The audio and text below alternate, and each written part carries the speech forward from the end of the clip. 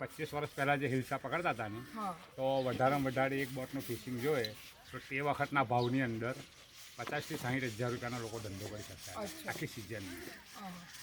અત્યારે આ season 2012માં fail ગયું હતું, ત્યાર પછી 2016ની અંદર પાછું પાવરફુલ આવ્યું. એમાં એ વર્ષની અંદર લોકો વધારેમાં વધારે 5 થી 6 લાખનો ધંધો કર્યો. આ વર્ષે એના કરતાં રેકોર્ડ થયો તો લોકો 10 થી 15 લાખનો.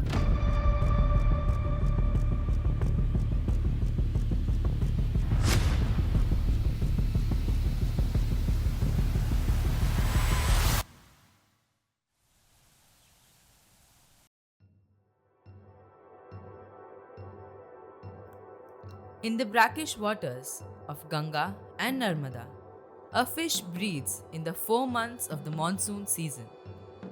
This fish, called Hilsa or Eilish, is found in the waters of Bharuch and West Bengal. Bardbut village, a village found on the banks of the river Narmada, is a hotspot for catching fishes and prawns. Hilsa is a popular migratory fish found in the Indian subcontinent. It is a species of fish which belongs to the Clupidae family of fishes. Though it's a saltwater fish, it migrates to the sweet waters. Hilsa is an anadromous species. Anadromous means it comes for migration into the riverine channel to lay its eggs. Okay, so it will, whenever the e-flow or the river has a fresh water, so sensing the fresh water, it has got the fresh water sensors in them. So it senses the fresh water, it enters the channel and it will enter deep into the river channel. Okay, it may cross the Bhardut, it's quite inside, it will cross over there. And then it will see the suitability. Yes, now this water over here is not under the influence of any tides or under the salinity. Ingress and it will lay its eggs. Once the eggs are laid, then it will move out. Okay, the females come, they will lay their eggs and the female moves out back into the sea. And it basically remains in the sea for around the year. Only for egg laying it enters into the river channel.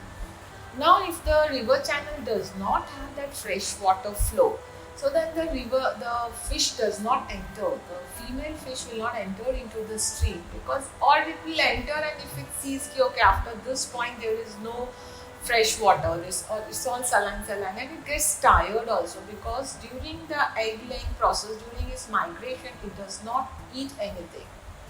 Okay, whatever it will feed, and once it enters the channel, it keeps on moving till it gets the fresh water and suitable habitat for egg laying.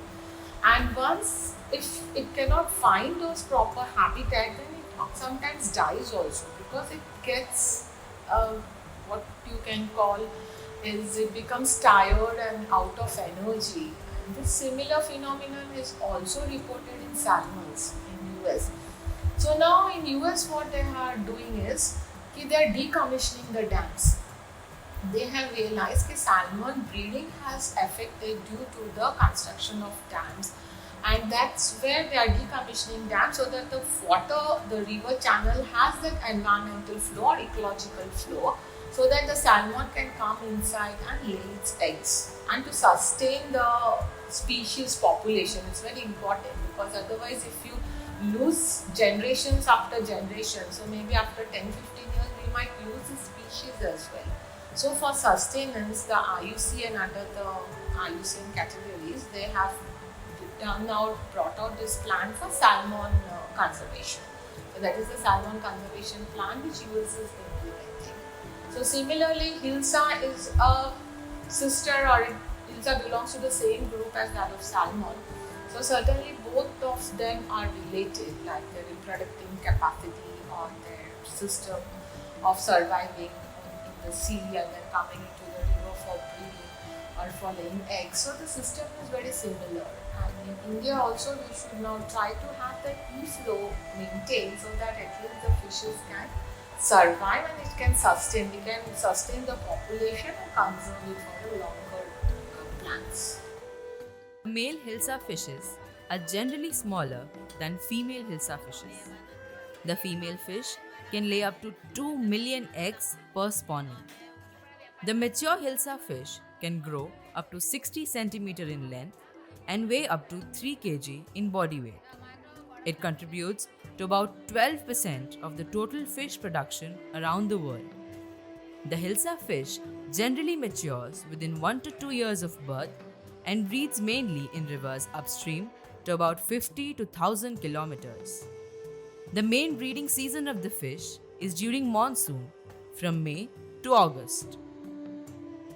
E-flow is the ecological flow which a river has to maintain to sustain its systems. Sustain its system in the sense all the biotic life which is there, like the fishes, the plankton, and also to flush off the pollutants. So you need to maintain an e-flow of a river, and that's very important because when the system has low e-flow, okay, when the e-flow is low or is not maintained properly, there is ingress of the seawater into the riverine systems.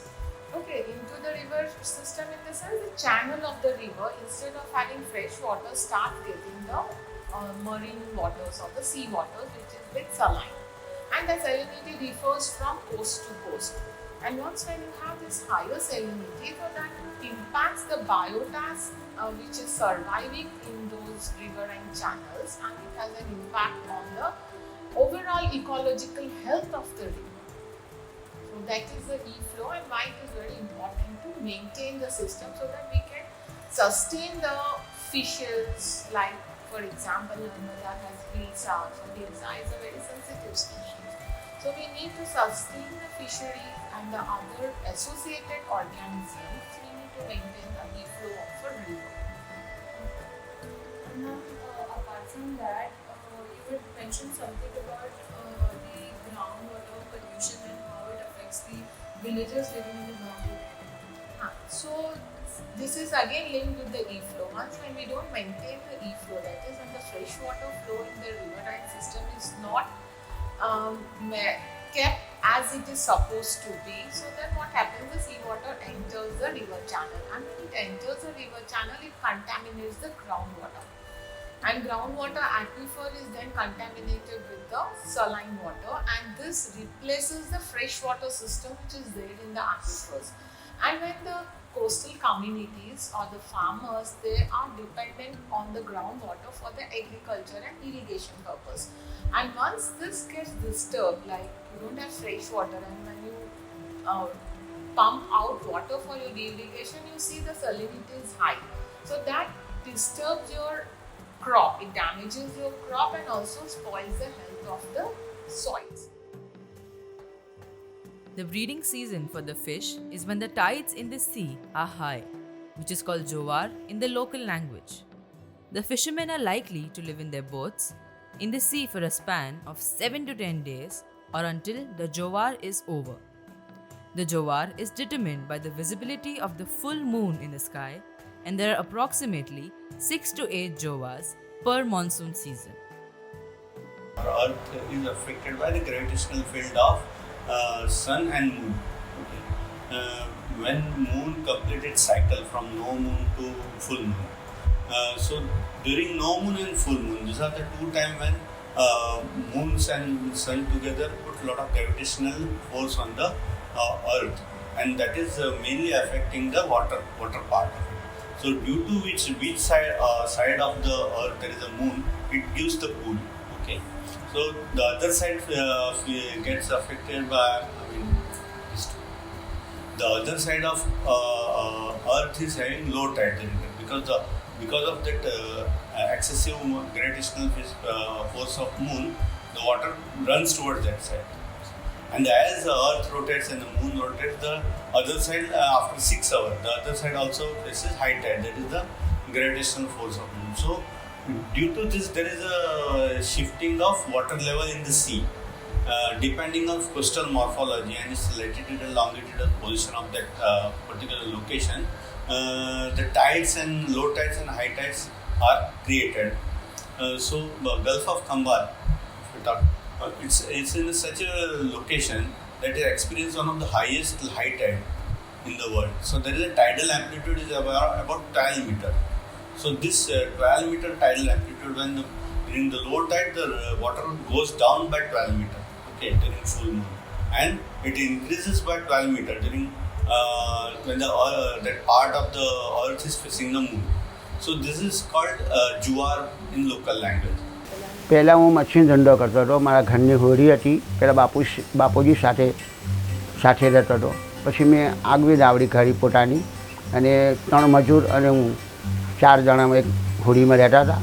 અને હોડીમાં જ સૂવાનું, હોડીમાં જ ખાવાનું બનાવવાનું, વરસાદ પડે તો બી ત્યાં છાંયો કરીને રહેવાનું, 24 કલાક હોડીમાં રહેવાનું. પછી અમુક સમય માલ નીકળે, માલ પડે છે, દસમનો માલ ચાલુ થાય તો પર્વ 20 સુધી, પછી માલ ઓટોમેટિક એમ બંધ જ થઈ જાય. ગમે તેવો માલ હોય પણ બંધ જ થઈ જાય. કુદરત એક કળા છે ભગવાનની માતાજીની કે બંધ થઈ જાય. વળી પાછા ઘરે આવે, જાળા બરસ સાપ બરસ બનાવીએ, એટલે વળી પાછું હોડીમાં જાય. એવી રીતે હું પહેલાં મચ્છીનો ધંધો કરતો હતો. પહેલે જે હોડી હતી એ લાકડાની બનાવવામાં આવતી હતી, અને ઉપર એક વચ્ચે કૂવો આવે, એક ઠેભો આવે, એની ઉપર સળ બનાવવામાં આવે, પડભાન બાંધવા આવતી, એમાં સળ કાપડ બાંધવામાં આવે, અને જો પવન એ પ્રમાણે હોડી ચલાવવાની. જે કે દરિયામાંથી પવન ના હોય તો એ પ્રમાણે હોડી ચલાવવાની. આપણા પાવાગઢ બાજુથી પવન આવતો હોય તો એ પ્રમાણે હોડી ચલાવવાની. હવે એ પ્રમાણે અમે ધંધો કરતા હતા. અને મશીન મારું નહીં હતું એટલે હલેસો ખેંચવો પડતો હતો. હલેસો કરીને હોડી આગળ ચાલે. કંઈ કામ હોય તો હલેસો હોય, પછી એ ઠેભો હોય મારવાનો, એવી રીતે ધંધો કરતા હતા. અને હોડીમાં જ રહેવાનું. આપણે અમુક જગ્યાએ ભાડબુરથી આપણે મેઘમ જોવું હોય તો આપણે જઈ નહીં શકાય, કારણ કે મશીન નહીં, એટલે સરથી જવાનું હોય, એટલે પાણી વરતી હોય ત્યારે જવાય. પવને સાથે સેમ કરતાં ત્યાં જવાય. અને ત્યાર પછી આ બહાર તો હવે મશીનવાળી બધી હોડીઓ હોય છે ને, તો બીલીમોરા, ઓંજર, કકવાડી એ લોકો બધા મશીનથી કામ કરતા હતા. એમ કુદરત ધીરે ધીરે અમારા ભારભૂતમાં આવી વાત. અને પછી 1-2 ભાઈ મશીનવાળા લાવ્યા, અને આ સરવાળી હોડી, લાકડાવાળી હોડી બધી વેચી દીધી, બધી જૂની થઈ ગઈ. ત્યાર પછી આ બોટો લાવ્યા, બધા નાની બોટો લાવી ને તેને મશીન મૂક્યા. ને હવે તો મશીનથી એવું કે જ્યાં જવું તો જઈ શકાય. દરિયામાં ગયા હોય તો તોફાન જો એકદમ નીકળ્યું હોય તો આપણે મશીન માર્યો તો ડાયરેક્ટ અંદર આવી જાય. એટલે બહુ દરિયામાં જવા વાંધો નહીં. અને પહેલાં કરતાં બહુ સારી મચ્છી પકડે છે અમારા લોકો, કારણ કે જ્યાં જવું હોય ત્યાં જઈ શકાય ને. હા, અને આ ટાઈમ પર પહોંચવો ટાઈમ માલ મળે જ એમ. અને ઓર માતાજીની એટલી બધી કૃપા થઈ કે 4 જુવાલ કોને કહેવાય? 1, 2, 3, 4, 9 નામથી ચાલુ થાય તો 20 સુધી, એવા 4 જુવાલ નર્મદા માતા એટલી બધી કૃપા કરી અમારા માછી લોકોની ઉપર કે લોકોને બહુ સારો ધંધો મળ્યો. ને બધા બહુ આનંદ કરીજો. માતાજી બધાને આનંદ કરી દીધા. બધા ખુશ છે અત્યારે હમણાં માછી લોકો. દરિયાના કિનારે જેટલા બધા ગામો છે, મેઘમ છે, વડવા છે, વેંગડી છે, સુવા છે, બધા જ કોળી પટેલ લોકો બધા હોડી કરીને મચ્છી પકડે છે.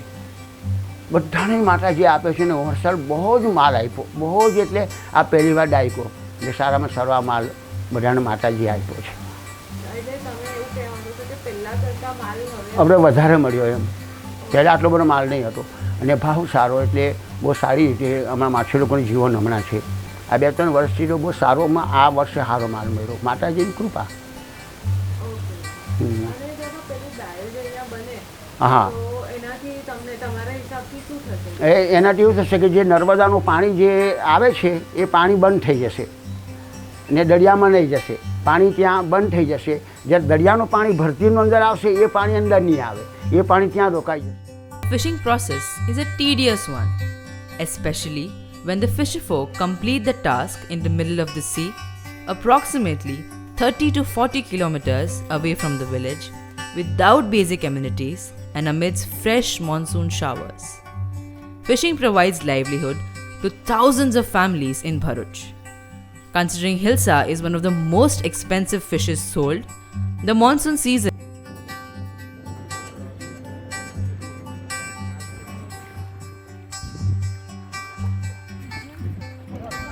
The government initiative to build a barrage on Narmada River near Bhadput village to control and manage the flow of water has created a chaos amongst the fisherfolk. The barrage is a part of the developmental project by the government of Gujarat built across river Narmada. The initiative will also be helpful in preventing floods in the coming years.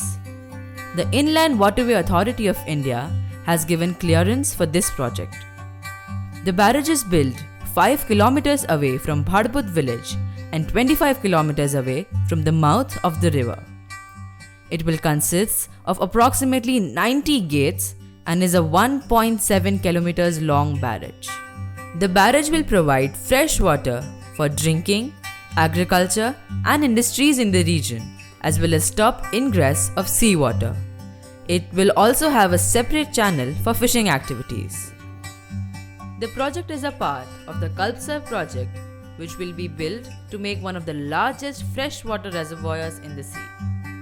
The main purpose of the project is to prevent salinity ingress, a process which occurs when salt water invades areas which previously contained fresh water.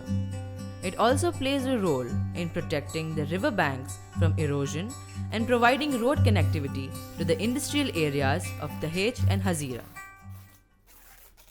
Main three aims and objective of the Barbud barrage were giving the water to the industry, to prevent the saline ingress, and three, to cater the floods. Actually, the Barbud barrage location is wrong and was wrong, but anyhow the construction is started, so the impacts over the fishermen should be minimized or they should be compensated with the livelihood issues. The dams present, looking to the dams e-flow 600 cussack, which is highly inadequate. Still today, Barbud dam's ecological flow has not been yet decided. So this is a great danger that the government will repeat the history of Sardar Sarovar Dam in the Barbud Dam and barrage. This is the thing. And so, can you also explain the technicalities of the Barbud barrage, like it might be? The technicality of Barbud barrage is that it is not holding that much water if constructed in the upstream area. If it is constructed upstream in after Janor, so it could not have any impact over the Hilsa breeding and fish breeding zone and the estuarine area, because the Narmada is the west flowing largest perennial river, which have approximately 600 crore rupees of fishing, which fetch 25,000 fishermen of Bharuch district. So the unique characteristics and traditional fishing will be disturbed in some context. The fishermen will lose 70%, mostly 60 to 70% of their fishing ground, and Hilsa will lose 60 to 70% of their breeding ground. So there will be a big question after the dam barrage. The fish may have a great danger and threat. As per IUC, and Hilsa is vulnerable species. So the future of Hilsa will be in danger. A technicality of dam could be built in upstream and water could be used, but the government has decided to build it without a proper impact assessment and social impact assessment, and without proper database. Because what happens? Due to the reduced flow of fresh water, saline seawater gushes into the Narmada estuary during high tide, thus increasing salinity along the banks. It will stop most of the excess water flowing out of the Sardar Sarovar Dam from reaching the sea, and will create a sweet water lake of 600 mcm on the river, solving the fresh water problems in Bharuch. This will tap the excess waters of the Narmada, Mahisagar and Sabarmati rivers in the reservoir. The barrage is expected to interfere with the migration and breeding cycle of Hilsa, blocking their natural entry. Hilsa is a marine fish which migrates upstream and arrives in the brackish water of the Narmada estuary near Bharuch for spawning, usually during the monsoon months of July and August, and continues doing so till November. The reduced outflow of water from the dam, industrial effluents flowing into the river, and salinity ingress are believed to be the major causes of the decline of Hilsa. Part of the Alia Bet, an island in the delta of the Narmada and known for shrimp farming, is likely to get submerged. A portion of the forest in the Alia Bet too will get affected by this project. There are huge siltation after the SS dam, as no flow is there. A silt from Gulf of Cambay migrated in the estuary and settled till the Janur. And the Bharbut barrage upstream area has less capacity to store the water. This is one aspect. Second, in downstream of SS dam, due to the less water disposal, entire 40 square kilometer Alia Bet merged with the land. So the delta of the Narmada is disappeared. And after Bharbut barrage, what will happen? There is no study or no impact assessment given in the NEERI report, which is environmental impact assessment. And we have raised this issue in 2014 when the public consultation was taken place. Okay, so and sir, how is the Sardar Sarovar project, Kalpsar project, Gulf of Khambat and Bharbut barrage project are connected? Actually, Sardar Sarovar Dam was a very old project which has now finished as per their height. The Bharbut barrage planning was main three aims and objective of the Bharbut barrage were giving the water to the industry to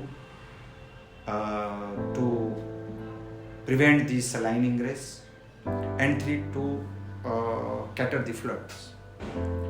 So one thing, dam can be built after Shukal Tirth, and it can be, the aims can be met to provide to stop the saline ingress. Okay, saline ingress could be stopped to Shukal Tirth, and dam the pipelines are established in the Janur. It can be diverted to the dam, and there can be a irrigation canal also from the Bharbut, not Bharbut, but upstream Janur project. There could be a. So the location of the dam is wrong and was wrong. We the environmentalists believe.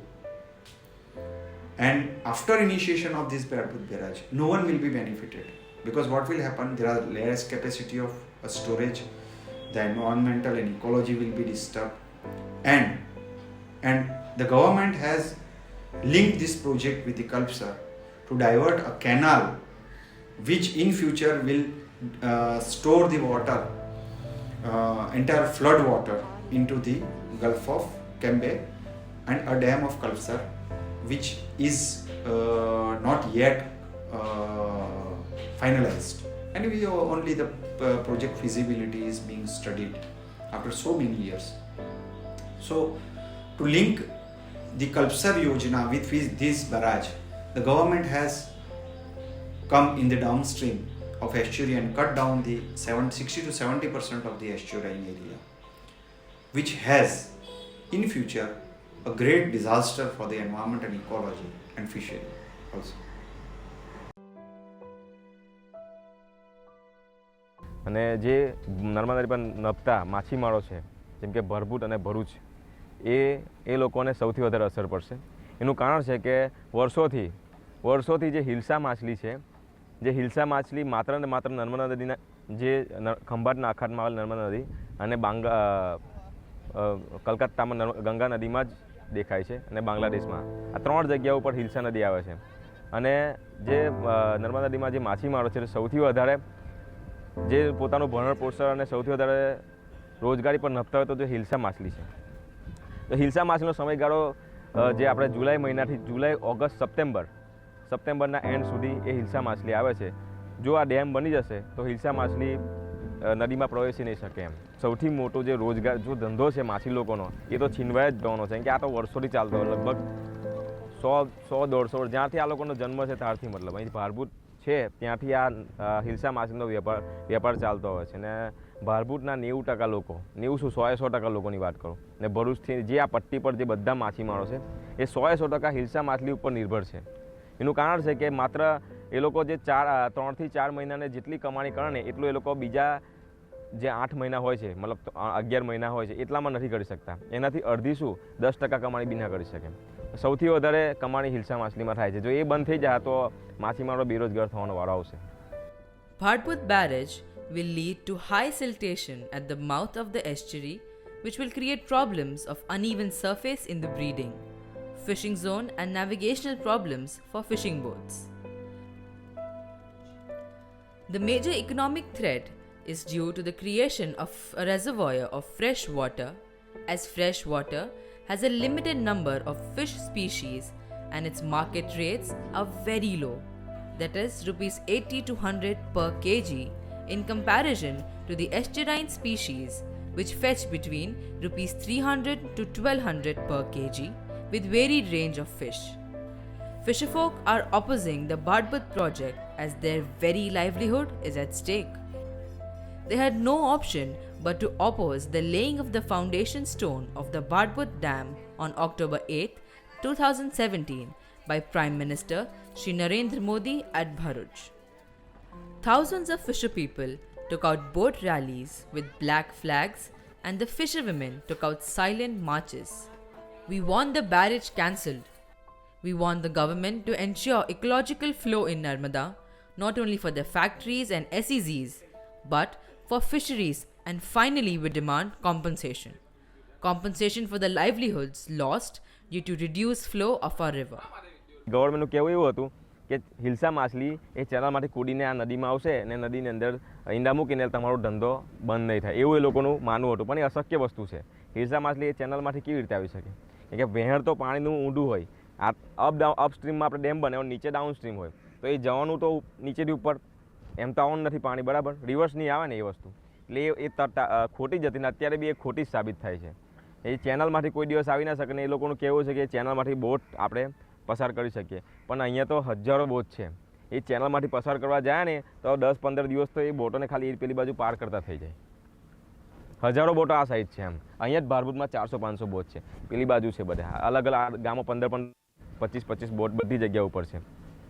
આ પાણીમાં ઝાડ નાખવાની પદ્ધતિ અલગ છે. આ સ્થિર પાણીમાં ઝાડ નાખવાની પદ્ધતિ નથી. તમે તળાવમાં ઝાડ નાખો અને નદીમાં ઝાડ નાખોમાં ફરક છે.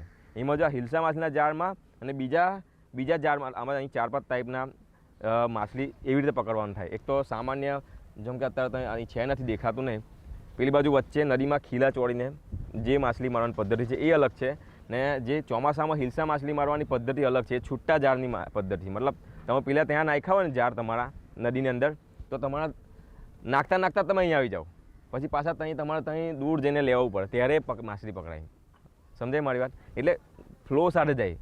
એક ફ્લો પકડી લે એ ફ્લો સાથે અહીંથી ચાલ્યા કરે રિવર્સ ફ્લો તો પાછા જાય. જ્યારે ડેમ બની જશે તો ફ્લો તો થવાનું નહીં તો કેવી રીતે માછલી પકડવાની? The fish business is a big one in the Indian market.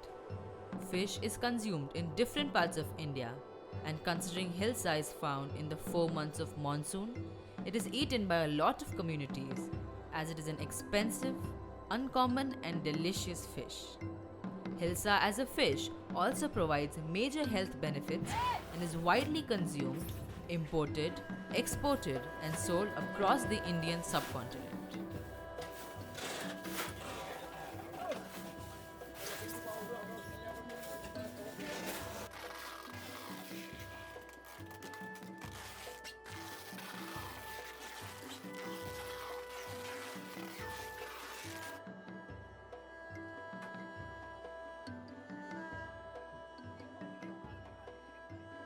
વેપારીની process કેવી છે કે દાતે કે અમે આ લોકોને એડવાન્સ આપીએ દર વર્ષે અને એડવાન્સના બદલામાં એ લોકો અમને માછલી આપે અને એ માછલી અમે કલેક્ટ કરી બધા માછીમારો પાસેથી કલેક્ટ કરીને પછી મુંબઈ કલકત્તા દિલ્હી એ પેકિંગ કરીને મોકલીએ છીએ અને પછી જે પૈસા જે વેચાણ આવે એ અમને પાછું આપી દઈએ જે અમારું કમિશન કાઢીને.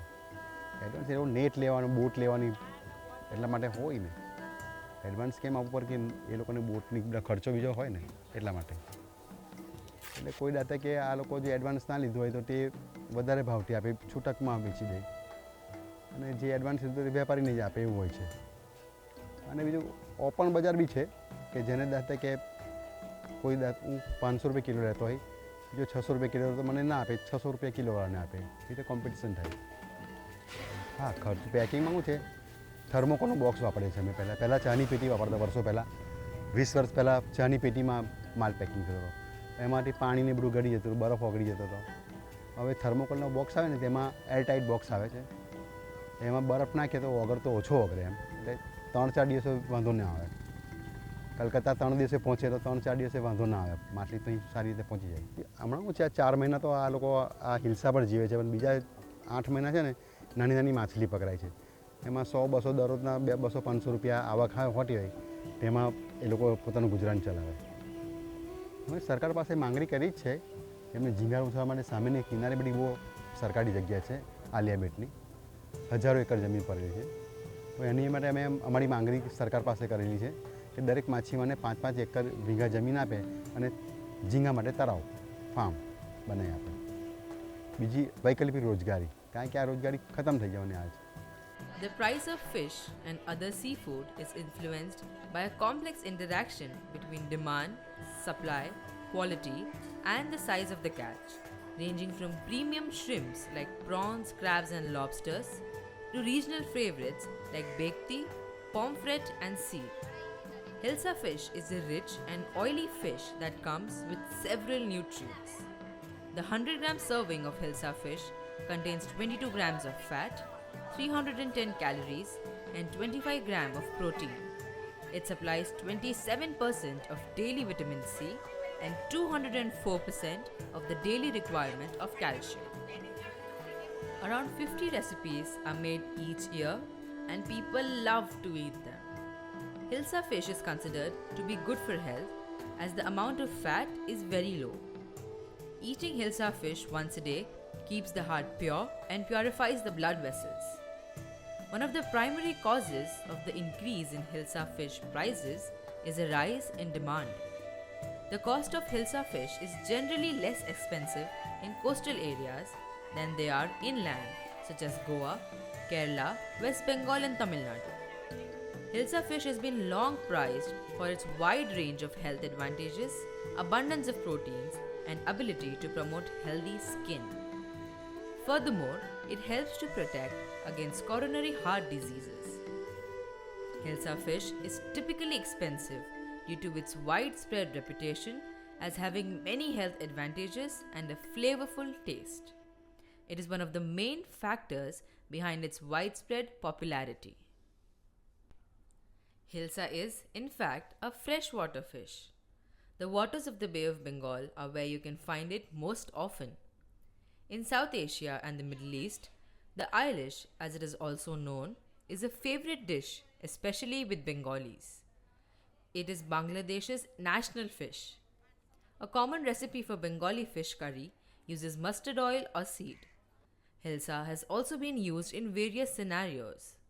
Yes, according to what Dr. Aini stated in an interview, when a fish lays all of its eggs and is also caught by a fisherman, there are very few chances for that fish to command a high price in the market because the fish's body becomes incredibly thin.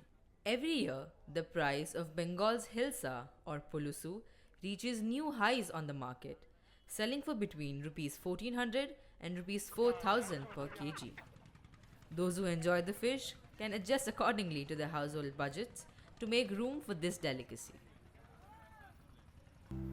Hilsa, the king of fish, is in trouble because the Narmada estuary, which produced tons of this delectable freshwater fish between Ambethan near Dahej and Bharuch, is on its deathbed. The Bharbut project, a government initiative, will advance society and benefit a great number of people.